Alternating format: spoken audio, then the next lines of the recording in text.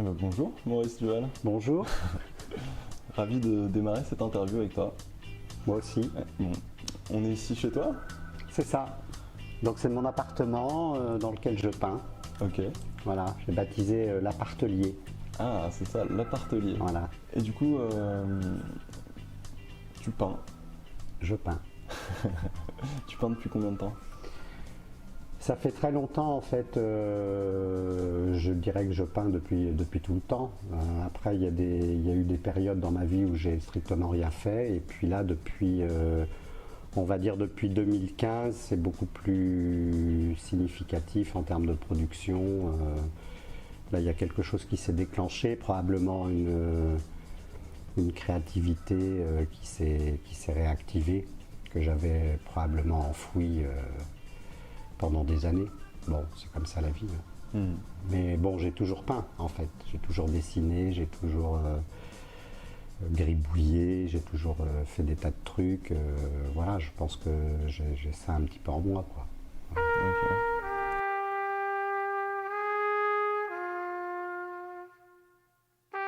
Pour le plaisir, pour exprimer des choses,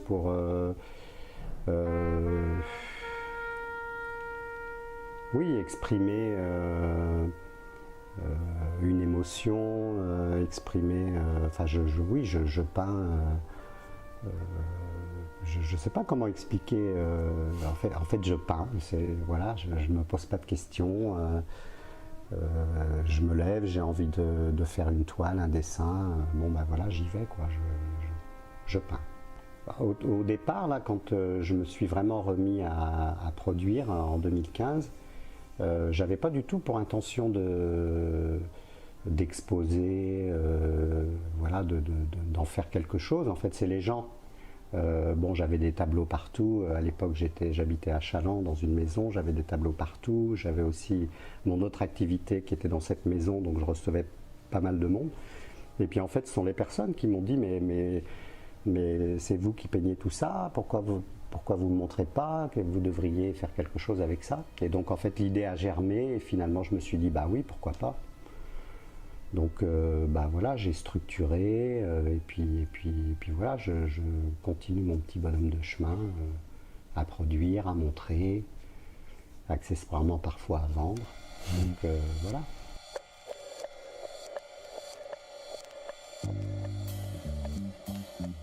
Le terme c'est Jean Dubuffet qui l'a, on va dire, inventé, conceptualisé. Si ma mémoire est bonne, ça doit être juillet 45, en fait, où il a décidé de mener une enquête sur justement l'expression artistique, on va dire juste pour l'expression artistique, c'est-à-dire il est allé à la recherche de gens totalement inconnus qui dans leur cave ou dans leur bureau ou n'importe où, voilà, peignaient ou produisaient des choses, entre guillemets des œuvres, avec juste l'intention de créer, sans justement ce qu'on disait, sans on va dire sans parti pris, sans projection sur comment les choses allaient être perçues, etc. Non, c'était vraiment des artistes qui s'exprimaient, mais juste avec l'intention de s'exprimer, quoi. Voilà, aucune intention derrière, etc. Et moi, je me retrouve là-dedans. Parce que, encore une fois, quand je peins quelque chose, je me dis pas, bah, tiens, ça va plaire, ça va être top, ça va être ceci, ça va... Non, voilà, c'est juste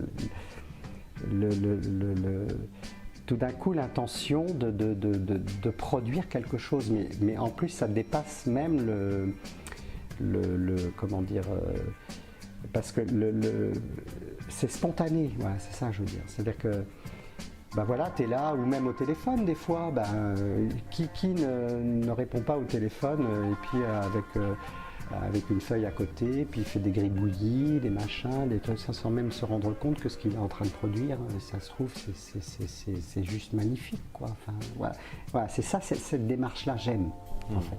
Et c'est en ce sens-là que je me sens proche de cette définition que donnait Dubuffet de l'art brut, c'est-à-dire peindre, produire, etc., avec cette intention de créer, mais en se départissant de tout académisme, de tout... voilà, Julien.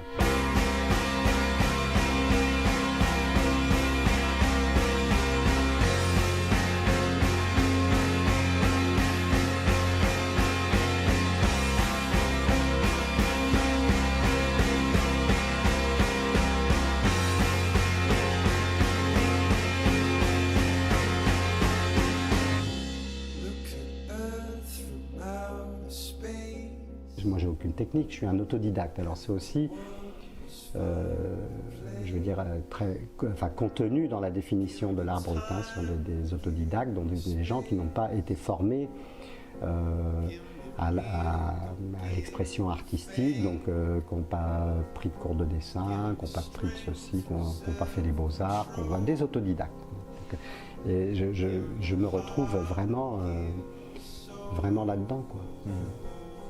Et donc voilà, je te dis, il y a des gens, ils diraient, mais lui, il fait des trucs, mais c'est invraisemblable. La seule technique que j'ai compris, que j'applique, c'est qu'il vaut mieux peindre, on va dire, gras sur maigre. Voilà. Ça, c'est un truc qui m'a marqué. Alors ça paraît partir du bon sens, oui, bien sûr. Mais dans le même temps, on peut aussi faire l'inverse, pourquoi pas, hein, on s'en fout, voilà. Ce qui compte pour moi, c'est le résultat, c'est le... Voilà. C'est du... Alors je fais attention parce que il y a beaucoup de gens qui ont fait beaucoup d'études, qui ont fait beaucoup de... Donc bon, ça représente quelque chose pour eux, donc je ne dénigre pas. J'ai pas d'intention de leur faire de la peine, hein, mais pour moi, c'est pas ça qui compte. Voilà, parce que ça veut dire qu'à ce moment-là, il n'y aurait pas d'artiste, hein, parce que tout le monde n'a pas fait les beaux-arts, tout le monde n'a pas... Voilà. Et on revient toujours à cette singularité. Ça veut dire que pour moi, l'art, c'est quelque chose qu'on a en soi. C'est quelque chose qu'on a en soi. Voilà. Et on l'a tous. Je pense qu'en général, c'est un débat que j'ai eu avec une amie, là, si elle regarde la vidéo, elle se reconnaîtra. Elle me dit, mais moi je peins, mais bon, par rapport à toi, machin, tout, mais pour moi c'est délirant ça, parce qu'à partir du moment où il y a une expression, quelle qu'elle soit, ben, elle tient la route, quelle que soit l'expression, puisque je considère qu'à partir du moment où on crée quelque chose, forcément on met quelque chose de soi. Alors après, comment dire, il y a une espèce de...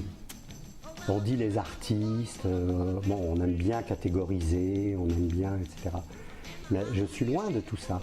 Alors oui, bon, ok, d'accord, je suis un artiste parce qu'effectivement je peins, j'expose, machin, tout ça, donc j'aurais tendance à rentrer dans cette catégorie peut-être. Mais la réalité, c'est que pour moi, ça ne veut rien dire ça, parce que je pense que tout le monde est un artiste. C'est-à-dire qu'on a tous en soi quelque chose d'artistique, on est tous touchés, on a tous des émotions, etc. Et je ne considère pas que je suis plus un artiste que celui qui va regarder ce que je produis. Je me dis que si quelqu'un est touché par ce que j'ai fait, eh ben, c'est qu'il mobilise aussi sa sensibilité artistique. Sinon, ben, il passe à côté, il ne voit rien.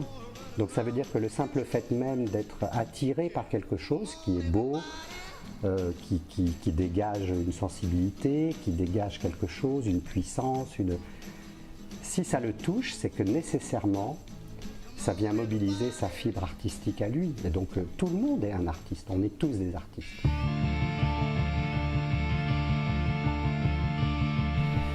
Alors j'ai envie de dire oui et non.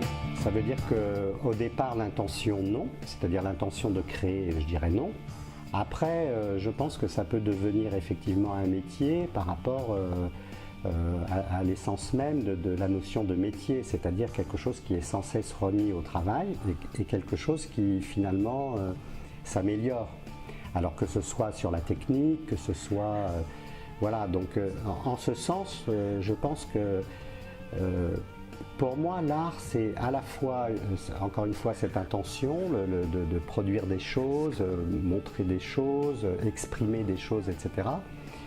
Mais aussi, c'est beaucoup de travail. C'est-à-dire que je pense que, évidemment, la première toile que j'ai peinte, c'était, oui, voilà, mais enfin, voilà, c'est sûr que les premières toiles que j'ai peintes, elles sont totalement différentes de celles que je produis depuis quelque temps, et tout ça va évidemment évoluer, parce que plus on est confronté justement à cette activité, plus on s'améliore, plus on trouve des techniques, plus on essaye des choses, plus voilà. Et c'est dans ce sens-là que ça peut devenir un métier.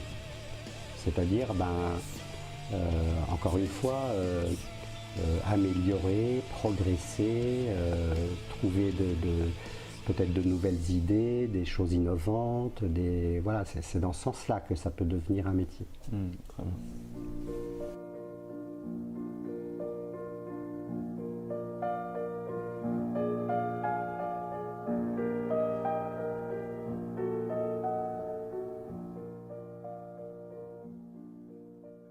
La beauté ne sert à rien dans l'idée que effectivement ça peut être perçu comme du superflu, et donc ça n'est pas vital au sens on va dire de l'expression de notre vitalité. Bon, mais il n'empêche que pour moi, on ne peut pas vivre sans beauté.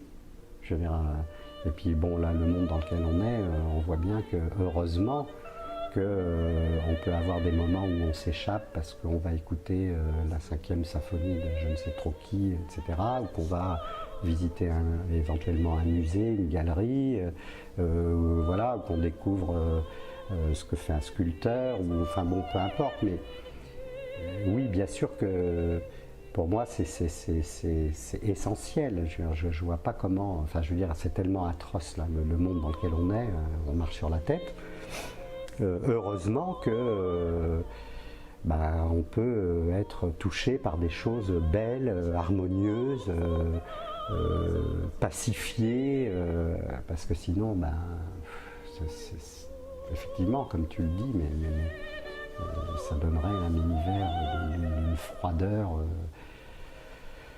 totalement insupportable, quoi. Oui, c'est sûr, bien sûr. Est-ce que l'art, qui est donc partout parmi le monde dans lequel on est, qui colore un petit peu ce monde dans lequel on est, peut seulement permettre de s'échapper? Comme tu disais, le monde est aussi parfois difficile à supporter. Et une belle symphonie permet justement ça, de s'échapper, comme si l'art constitue un ciel ou quelque chose qui dépasse le terrestre. Et est-ce que l'art peut aussi justement transformer le terrestre? Est-ce qu'il est capable de non pas offrir une issue à quelque chose de terrible, mais aussi de transformer cette chose terrible? Est-ce que tu crois que l'art peut avoir un impact sur le monde terre à terre dans lequel nous vivons? Lordy, don't leave me. J'espère, oui, bien sûr. Oui. Oui, bien sûr. Oui, bien sûr. Et dans quelle mesure? À partir du moment où tu exprimes quelque chose de singulier, si par nature c'est singulier, ça veut dire que l'autre n'a pas forcément eu la même pensée, ou la même intention, ou la même, etc. Et donc, à partir du moment où tu le vois, ça peut t'interpeller. Et du coup, ça peut t'amener à modifier ta pensée, à modifier ta représentation, et c'est ça qui fait avancer. Et pour moi, effectivement, l'art, dans ce sens-là, dans ce sens de l'expression, du partage d'émotions, d'une conception de la beauté, etc., peut petit à petit faire cheminer les gens, et donc peut, oui, bien sûr, transformer le monde, oui, certainement, je pense. En passant donc, du coup par surtout une transformation de la représentation, de la sensibilité des... Exactement. Ouais. Je veux dire, si tu vois, par exemple, je sais pas moi, tu vois une toile Bon, alors souvent les gens décrivent, bon voilà, tu vois par exemple un point rouge sur une toile blanche. Bon, alors effectivement, bon, t'as des gens qui vont te dire c'est sublime, d'autres qui vont te dire non mais il se fout de notre gueule, enfin bon bref, peu importe, bon. Mais la démarche, c'est que tu peux aussi te questionner, qu'est-ce que ça veut dire, à quoi ça sert, et cette pensée-là, ben, elle chemine. Et puis finalement, si tu trouves éventuellement une explication satisfaisante, bah, tu peux te dire ah bah oui tiens finalement ah ouais c'est pas si con que ça, c'est pas, enfin, ça transforme. Et je pense que oui, je pense que là ça transforme, ça pourrait transformer, oui bien sûr, le monde. Alors, bon après, non je t'en prie, mais non, après bon. Il y a aussi derrière ça, derrière tout ça, là, il y a aussi des marchés, il y a aussi de la spéculation, il y a aussi bon, ce qui est triste, c'est que même on va dire ce petit espace de liberté, on va dire, est gangréné par la finance. Et donc ça, moi, je trouve ça un peu triste.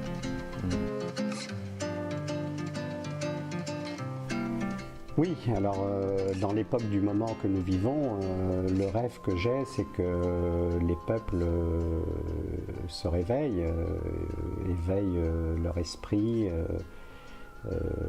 et acquièrent la conviction qu'en fait on est dans un monde qui marche sur la tête, qui nous pollue, qui nous pourrit, qui nous tue. Et, le rêve que j'ai, c'est qu'effectivement, il y ait beaucoup plus d'harmonie, beaucoup plus de sens, et qu'on soit heureux. Moi, ce que je remarque, c'est que je ne pense pas être quelqu'un de dépressif, mais depuis quelques mois, c'est vrai que ma joie de vivre en a pris un coup, parce que, bon, tu vois bien le contexte dans lequel on est, c'est ce qui se profile est quand même assez inquiétant, et donc oui, mon vœu le plus cher là aujourd'hui, c'est que tout ça s'arrête et que tout ça se transforme pour aller vers quelque chose de plus humain, de plus vivable, de plus voilà. Enfin, oui, ça c'est mon rêve le plus fou. Alors est-ce qu'on va y arriver? Très sincèrement, je n'ai pas le sentiment qu'on en prenne vraiment le chemin, mais ouais, je l'appelle de tous mes voeux, oui, ça c'est sûr.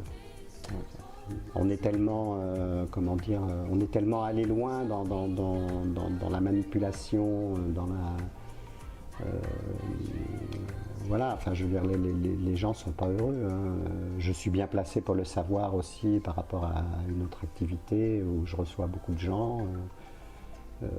Bon, voilà, tout le monde s'interroge et se questionne sur ce qui se passe, et ça c'est la bonne nouvelle. Malheureusement, en termes de moyens d'action, ça me paraît très très compliqué. On a transformé cette société en quelque chose de tellement individualisé, individualiste, avec chacun ses intérêts, etc. Voilà que finalement renverser tout ça pour aller vers quelque chose de plus, on va dire, à la fois collectif, à la fois avec toutes ces notions de partage, de tolérance, de compassion, ça me paraît très très difficile, mais pas impossible. Je pense que voilà. Bon, je pense qu'il faudrait changer beaucoup de choses, voilà. Bon, donc oui, vraiment, très sincèrement, ce qui vraiment me ravirait, c'est que là on arrête, hein, et qu'on reparte sur des bases solides.